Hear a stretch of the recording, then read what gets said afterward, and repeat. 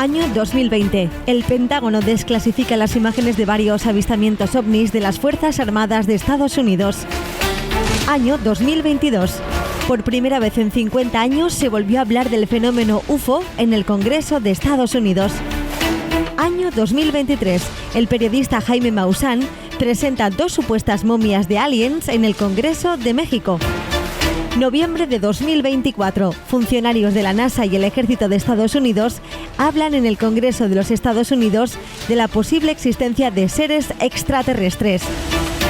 Año 2025. Comienza la carrera espacial de Elon Musk y Jeff Bezos para la conquista del espacio. ¿Nos están preparando para encontrarnos de manera inminente con seres venidos de otro planeta? Hoy te lo contamos en NPI. Arratsaldeon, muy buenas tardes. Hoy vamos a viajar más allá de las estrellas, vamos a hablar de marcianos, pero será en la segunda parte del programa, porque antes, Garazi, tenemos a un gran invitado, que corre mucho, pero que tiene una gran historia que contarnos. Pues sí, Xavi, hoy nos acompaña Mossèn Fassi, que es maratoniano, actor de Tetuán. Sí. Y modelo. Modelo. Luego veremos algunas imágenes. De pasarela. Bueno, sí. Es que vaya invitado el que tenemos hoy. Vino a Donosti hace 10 años, se enamoró de nuestra ciudad. Viniste además a correr la Beovia. Sí. Gracias al deporte llegaste a esta ciudad y decidiste me enamoré de la ciudad aquí. Y me quedé aquí. Bueno, la Beovia San Sebastián, ¿cómo fue aquella primera Beovia San Sebastián? ¿Cómo te enteras de su existencia y cómo vienes aquí? A través de un amigo que me invitó para correr, porque vino a Marruecos a verme correr ahí y luego me invitó a venir a la Beovia. Vine aquí, la pasé, me enamoré de la ciudad y volví otra vez. O sea, ya no te pudiste marchar de Donosti. No, marché, volví a Marruecos, pero otra vez, la segunda vez, me quedé. Y cuando llegas a Marruecos y le dices a tu familia, oye, mira, que me voy a San Sebastián, ¿qué te dicen? Pues fui la cosa más tremenda, porque no quisieron que me marche de Marruecos. Pero yo decidí, porque mi futuro es aquí. Porque de aquí he tenido otra etapa más que he desarrollado mucho en el deporte, hice muchas maratones más internacionales y así he seguido la siguiente etapa. Eso te iba a decir, porque yo no sé si llamarte actor o maratoniano, como a ti te gusta, ¿no? Pues más bien es maratoniano. La etapa de actor, modelismo no es mucha para mí, porque depende del tiempo. Si coincide con las carreras, no. Pues hay que primar el deporte. Rechazo cuando me llamen para un trabajo, pues si coincide con alguna carrera, pues no acepto. Por cierto, has estado en películas tan sonadas en una ciudad como esta, como San Sebastián, como Ringing Festival, que es la película de Woody Allen, que nos cuenta una historia dentro del Festival de Cine de San Sebastián.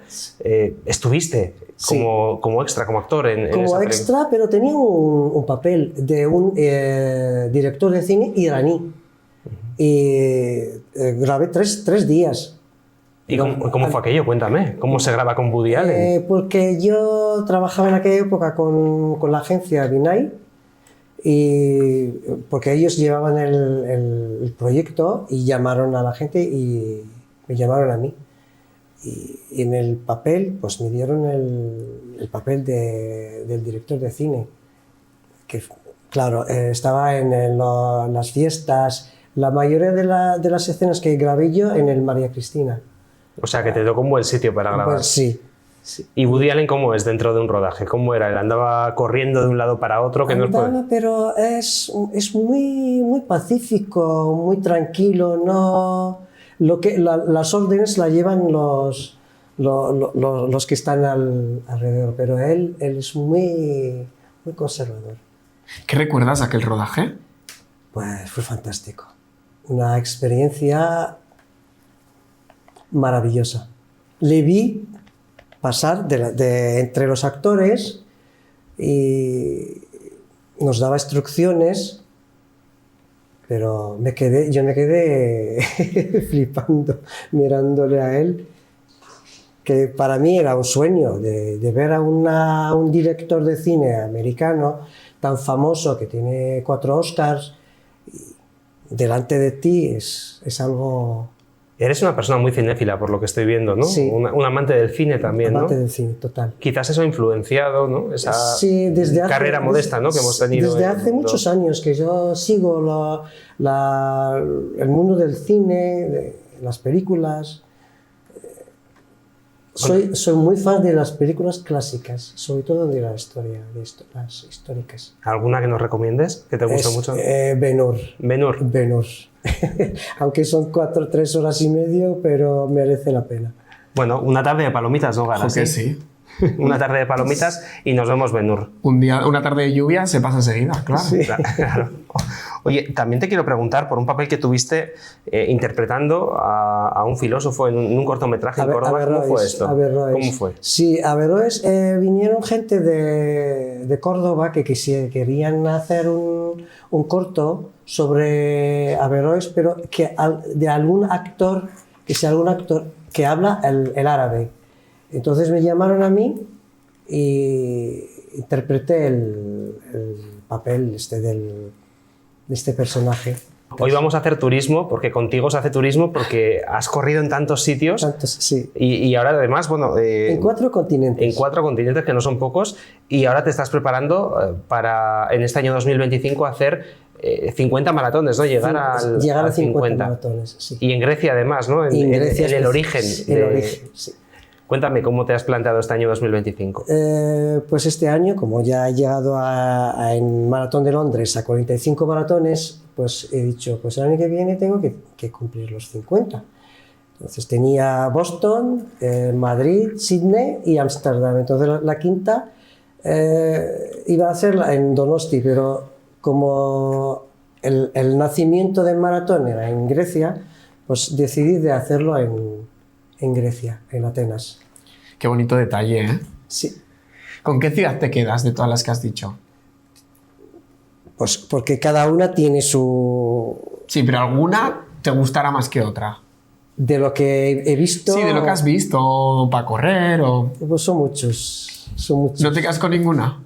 Bueno, sí, que si te digo Nueva York, que es algo impresionante, también Chicago, he visto a Tokio, he visto a Londres, he visto a visitado también a Berlín. O sea, que no sabrías decirnos con cuál te quedas de todos. París también, pues me quedaría con Nueva York.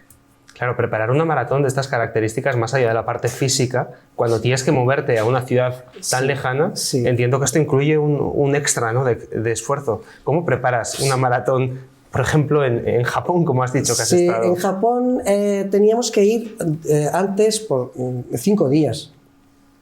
Hay que descansar un poco, hay que preparar, y con el cambio de clima también, ahí el clima es un poco más húmedo que aquí. Todavía más. Más húmedo, sí. Madre mía. Y luego el recorrido que no sabíamos cómo es, pero gracias a todo ha pasado bien. O sea, tiene mucho trabajo el hecho de ir a otra ciudad, el cambio de hora... Son 2 días de vuelo. Teníamos que salir de Madrid a Dubái, escala en Dubái, de Dubái a Tokio. Son 18 horas. Yo quería preguntarte por tu faceta de modelo, me llama mucho la atención. Sí. ¿Cómo fue? Cuéntanos un poco. La faceta de modelo empezó en 2019, cuando esta agencia de Madrid me eligieron para representar a San Sebastián o a Guipúzcoa, pero la iban a hacer en Bilbao en el 2020, pero con la pandemia se suspendió todo y volvieron en 2024. Me llamaron, pero este año, el año pasado, la hicieron en Potes. Entonces participaron, creo que es 4 comunidades. Guipúzcoa, también vino una chica de Vizcaya, creo que es de Santander, de Asturias y de Castilla León. Pues todos en Potes. Yo representaba a Donosti. No he ganado, pero he ganado el título del mejor vestido, el más elegante. Ajá. Con un traje, he ido como clásico, un traje clásico. Pues estás dejándonos tiempo en listón, porque vamos, Donostia Traciano, no pero elegante es. El más elegante, sí. Bueno, Donostiarra de pro, porque te llaman el Donostiarra de adopción, ¿no? Hay mucha gente que te ha puesto ya este mote y yo creo que está bien merecido, además, ¿no? Cuando te lo dijeron la primera vez, ¿cómo te lo tomaste? Pues me ha gustado mucho. Porque además eres una persona que vive mucho la tamborrada. De hecho, este año has sido homenajeado en una tamborrada. Sí, por la comparsa de Sesión Arena me eligieron para el bastón de mando como el personaje del año. ¿Y cómo recibes esa noticia cuando te la dicen? ¿Qué supone para ti coger el bastón de mando y bueno, dirigir? Dirigir la marcha de San Sebastián en pleno público, en la Plaza La Sala. Pues un subidón, ¿no? Me emocioné muchísimo. Sobre todo estuve conmigo mi familia de aquí, mi familia de Donosti, y estaba muy apoyado, muy contento en general. Porque la marcha, bueno, San Sebastián, el día de San Sebastián es uno de esos días que la gente de la ciudad lo vive mucho, que es muy emocionante y que ya de normal siempre te deja recuerdos bonitos, ¿no? Y muy estos momentos... Ya llevo yo más de 8 años tocando, saliendo en la tamborrada. Me da la sensación de que eres muy feliz. Se te ve además y creo que esa actitud que tienes puede ayudar a mucha gente que quizás nos esté viendo, y yo creo que hay que mandar un mensaje que se puede ser feliz, que hay que hacer lo que a uno le gusta y aprovechar hasta el último segundo, ¿verdad? Para ser feliz aquí tienes que integrarse en la sociedad vasca o la sociedad en general, porque ser de otro país viniendo a vivir en otra cultura que no es tuya y te apartes de esta cultura, no se puede, pero tienes que integrarse en esta sociedad, que yo no he tenido problemas, porque desde el primer día que he venido aquí pues tenía amigos, familiares que me han... La familia que eliges, ¿no? También. La familia que he elegido yo. Claro. Sí. Y un mensaje para alguien que nos está viendo, ¿qué le dirías para sonreír, para vivir bien? ¿Cuál sería el mensaje positivo que te gustaría mandarle a la gente que te está viendo ahora? Que vivir aquí en Donosti, precisamente, que es algo que no tiene precio. ¿Qué te queda por hacer? Yo he sido privilegiado y he tenido la suerte de vivir en esta preciosa ciudad. Te van a llamar de Fitur, para que... Que te den el tambor de oro, ¿no? Por llevar el nombre de San Sebastián. Yo creo que se lo merece, ¿no? Pues sí, porque estaría bien. Es un embajador de Donosti. Soy embajador, sí. Embajador de Donosti con toda la palabra que... Y a veces en las carreras voy con el logo de Donosti, que voy este año a Boston intento hacer en la presentación o la recogida del dorsal, intentaré ir con el vestido de Santo Tomás para enseñar a los americanos la cultura vasca. Pues... Y con el nombre de Donosti junto al dorsal. Pues te pediremos que te saques muchas fotos, que nos las envíes y que luego vengas aquí a contarnos la experiencia de cómo ha sido eso. Con mucho gusto, porque en Boston voy a terminar los 6 majors. Voy a ganar el medallón grande de los 6 maratones del mundo. Pues grandes retos para este año 2025 de un Donostiarra que además, lo queremos decir, es un fiel oyente de Radio Donosti, de esta casa, le gusta mucho. En su casa está todo el día. Soy fiel de Radio Donosti. Desde hace muchísimos años. Pues nos gusta muchísimo tener oyentes tan fieles que nos escuchan y que se lo pasan bien con el trabajo que hacemos. Y te invitamos, nos has dicho que Teledonosti ves a veces, que un poquito menos, sí. Te invitamos a que lo veas un poquito más también. Vamos a barrer un poquito para nuestra casa y te agradecemos mucho el que hayas estado con nosotros este rato.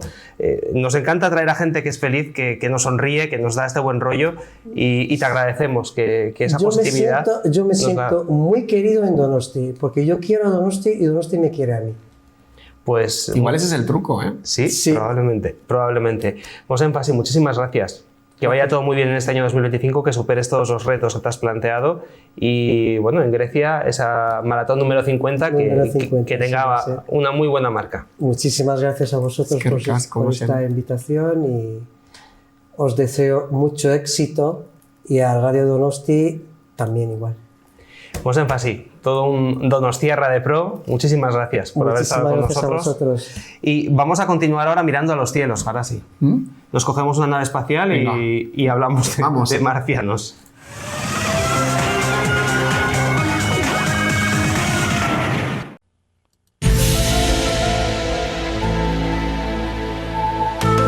Durante los 2 últimos años, el fenómeno ovni se ha vuelto a poner de moda. Los medios de comunicación han empezado a informar y a dar credibilidad a varios avistamientos. Esta nueva tendencia tuvo su pistoletazo de salida en 2020 en plena pandemia. El Pentágono desclasificó entonces este vídeo grabado por militares en 2004, donde puede observarse un objeto volador no identificado. 2 años después, en mayo de 2022, por primera vez en 50 años se volvió a hablar del fenómeno UFO en el Congreso de los Estados Unidos. En la conferencia, varias autoridades del Pentágono dieron cuenta de extraños avistamientos de los que habían sido testigos varios pilotos militares. Un año después, en 2023, estas imágenes dieron la vuelta al mundo. El periodista Jaime Maussan presentó 2 supuestas momias de aliens en el Congreso de México en una sesión que se llamó Audiencia Pública para la Regulación de Fenómenos Aéreos No Identificados. En noviembre de 2024 los ovnis volvían a las rotativas, en esta ocasión desde los Estados Unidos. Y es que funcionarios de la NASA, de las Fuerzas Armadas y el Departamento de Defensa norteamericano, junto a un periodista independiente, declararon ante la Cámara de Representantes sobre los ovnis y la posible existencia de seres extraterrestres. Hoy queremos preguntarnos qué se esconde detrás de todas estas noticias en una época en la que Elon Musk y Jeff Bezos también han comenzado la carrera espacial para conquistar el espacio. ¿Por qué se vuelve a hablar ahora de los platillos volantes y los aliens? ¿Nos encontraremos de manera inminente con seres venidos de otro planeta? ¿O quizá estos mensajes forman parte de una operación psicológica de masas? Hoy te lo contamos en NPI. Pues cambiamos de ubicación en esta ocasión para irnos hasta el espacio, más allá de las estrellas. ¿Qué ocurre? ¿Por qué nos están bombardeando tanto con estas informaciones que tienen que ver con los ovnis, con los UFO, con los extraterrestres? En fin, vamos a intentar poner un poco de cordura en toda esta locura mediática que estamos viviendo, sobre todo en los últimos 5 años. Para ello está con nosotros Vicente Ferrer. Él forma parte de la plataforma Geopoder, es experto en geopolítica, experto en cuestiones internacionales, y vamos a intentar arrojar un poquito de luz en todo este lío de ovnis, de extraterrestres, de marcianos. En fin, Vicente, muy buenas tardes, ¿cómo estás? ¿Qué tal, amigos? Aquí desde Cartagena de Indias, de las Américas. Bueno, hemos llamado a Vicente Ferrer porque en alguna ocasión hemos hablado contigo de las llamadas PSYOPs, ¿no? Que son esas operaciones psicológicas que se lanzan desde la más media, desde los medios de comunicación de masas y, bueno, que generan una serie de historias que se creen en mayor o menor medida y, bueno, que hasta cierto punto es un buen experimento, ¿no? Para saber qué tragaderas puede tener una comunidad concreta, un país concreto o, bueno, el mundo entero, ¿no? Si nos ponemos con eventos quizás más globales, ¿no? Vicente, yo te decía a micrófono cerrado que toda esta forma de comunicar que estamos viviendo en los últimos años a mí me recuerda mucho al de la Guerra Fría, ¿no? Cuando aparecieron tantas historias sobre ovnis, cuando se hablaba de aquella guerra, esa carrera espacial, ¿no? Esa casi guerra, ¿no? Entre la Unión Soviética y los Estados Unidos por ser los primeros en llegar a la Luna, a Marte, al espacio. En fin, ahora entre multimillonarios, ¿no? Jeff Bezos y Elon Musk, pero de alguna manera me recuerda un poco a aquella época. Sí, evidentemente todo lo que es esto un poco se ha revuelto desde luego desde la última aparición en masa de luces y de posibles ovnis, que enseguida que enseguida apareció Trump diciendo tonterías las justas más o menos, ¿no? La traducción simultánea, ¿no? Dígame los drones, el Estado tiene que saber el government, ¿no? Dónde han salido esos drones y dónde han entrado, porque han estado paseándose por encima del Capitolio, por encima, no me fastidie, ¿no? Más o menos vino a decir eso con mucha razón. Claro, porque esto es algo de lo que no nos damos muchas veces cuenta, Vicente, y es que los Estados Unidos hasta la última mosca que pasa por encima del Capitolio la tienen identificada. Por supuesto, estamos hablando que, bueno, creo que solo Starlink tiene 9.000 satélites. Imagínate todo el Pentágono, tanto los oficiales como los no oficiales. Son miles y miles y miles de satélites.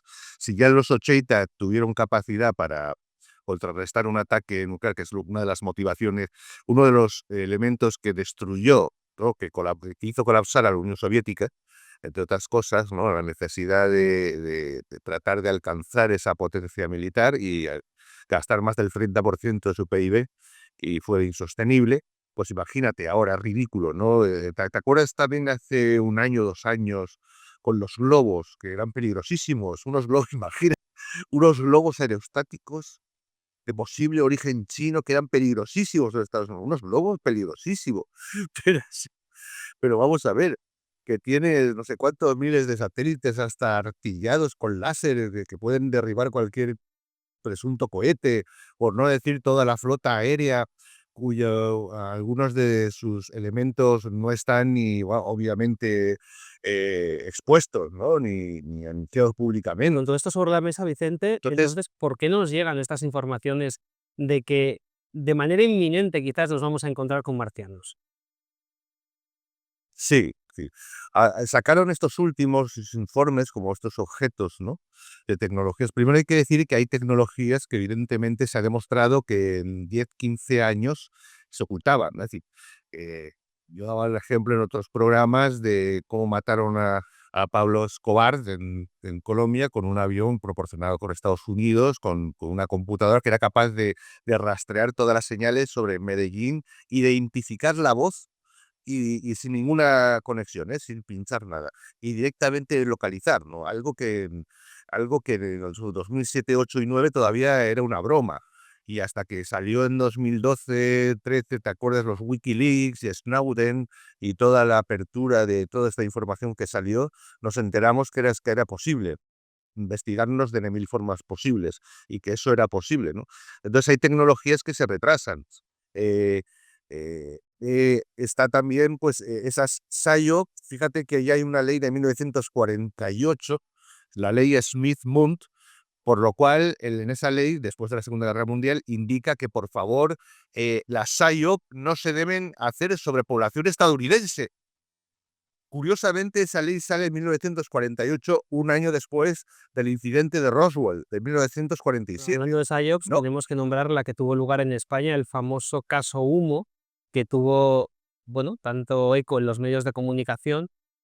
Se hablaba de, bueno, una supuesta civilización extraterrestre que había entrado en contacto con gente en España.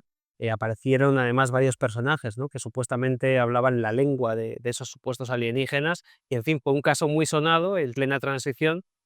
Bueno, una de estas operaciones psicológicas o PSYOPs que de alguna manera pretendía ver qué tragaderas podrían llegar a tener los españoles, ¿no? En un momento en el que, bueno, se estaba produciendo un cambio político importante en España.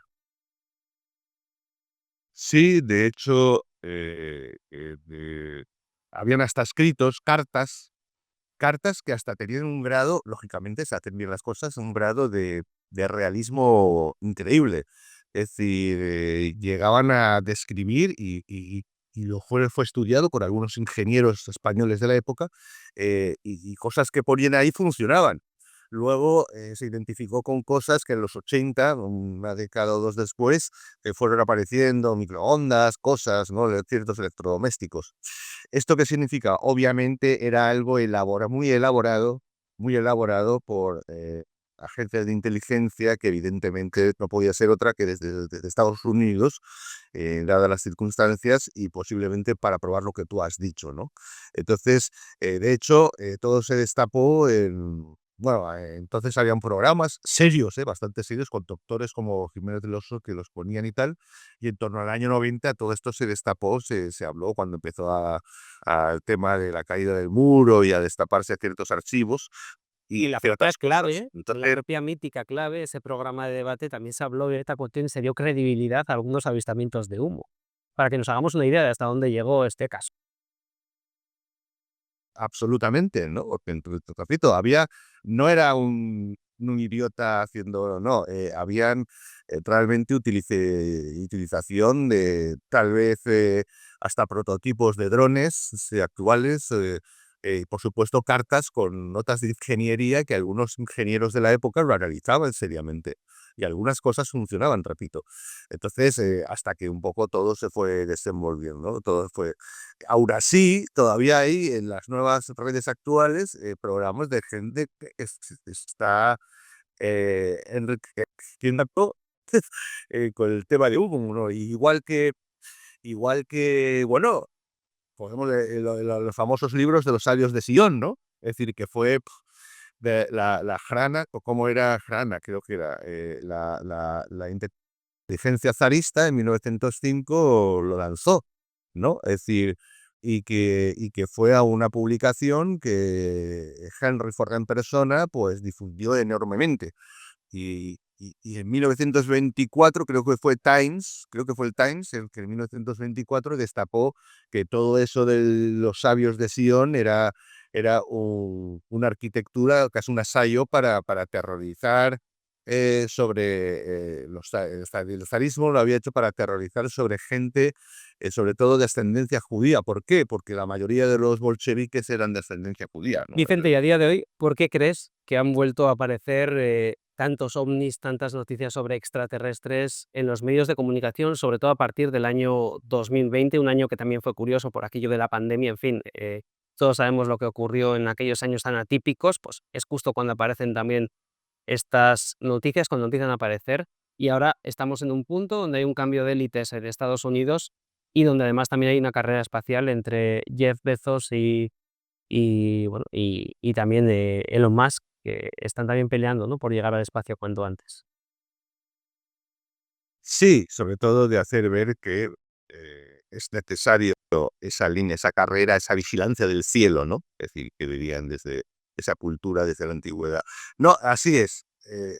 La hipótesis que considero más seria desde el criterio, desde luego, es que esa segura, y eso sí que es tesis, esa circulación de las élites obligada que se está produciendo, se va a producir, y hemos visto el patetismo de la gente de Davos, absolutamente de espaldas a la realidad de los cambios políticos últimos, antiglobalistas, y de tipo de gente y de sectores que está accediendo al poder o reconvirtiéndose, es fundamental. En este caso, si desde del 20 al 24 al 23 ha sido una huida hacia adelante, un intento de control, nada más mejor hablado como lo de seremos felices y sin tener nada, es sin duda excelente.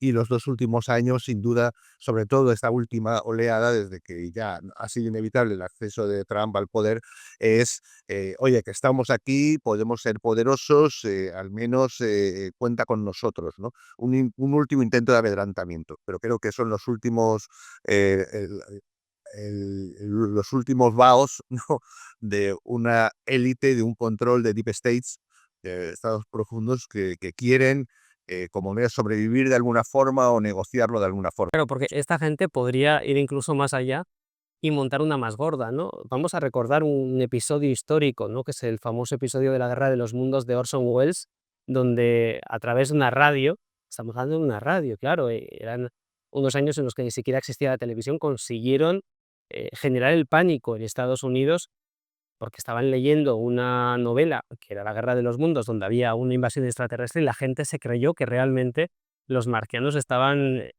bueno, llegando a las ciudades y conquistando el planeta, ¿no? En fin, podrían ir más allá, Vicente, podrían llegar a dar una vuelta de tuerca, perdón, y generar una situación, además ahora con inteligencia artificial sería mucho más sencillo, ¿no?, generar un pánico de estas características. Hay de tu proyecto, ¿no?, New Beam, ¿no?, que que es muy conocido, que en los círculos de la conspiración se habla, ¿no?, de esta posibilidad de poder hacer un 2.0 de la Guerra de los Mundos mucho más, bueno, sofisticado, ¿no?, por todas las facilidades que nos da la tecnología. Y podemos tener como hipótesis que en parte esa es la propuesta por parte de la élite que quiere negociar quedarse en parte, ¿no? Es decir, oye, vamos a armar un lío total, que tenemos esa demostración de drones en realidad, como ha sido que de ovnis de supuestos, que ha habido últimamente masivo, es, oye, podemos hacer esto, esta es la propuesta y así negociamos todos, ¿no? Yo creo que no va a haber.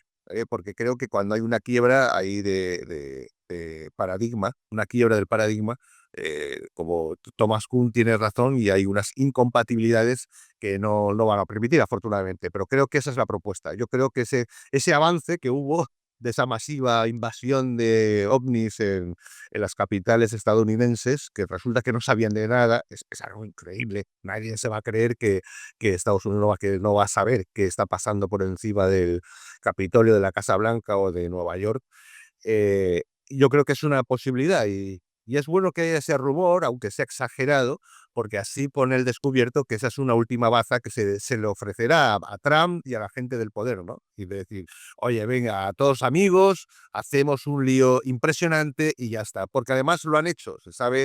Es decir, ¿qué fue la primera guerra del Golfo? Tú no sé si tú no lo vivirías, pero yo vi en España, fíjate, en España, que se tomaron en serio ese de la madre de todas las batallas. En un momento dado, cuando empieza el bombardeo, la gente se echó a los supermercados, se creía que había una guerra mundial en cualquier momento, ¿no? Se dijo las armas, el poder de Saddam Hussein, que era la quinta potencia del mundo, unas cosas, unas tonterías, que se levantaría el mundo musulmán. Unos mensajes que hizo que se aterrorizó realmente la población y, bueno, hasta Naciones Unidas llegó a votar masivamente la intervención, ¿no?, en Irak. Luego, en 2003 ya fue más difícil.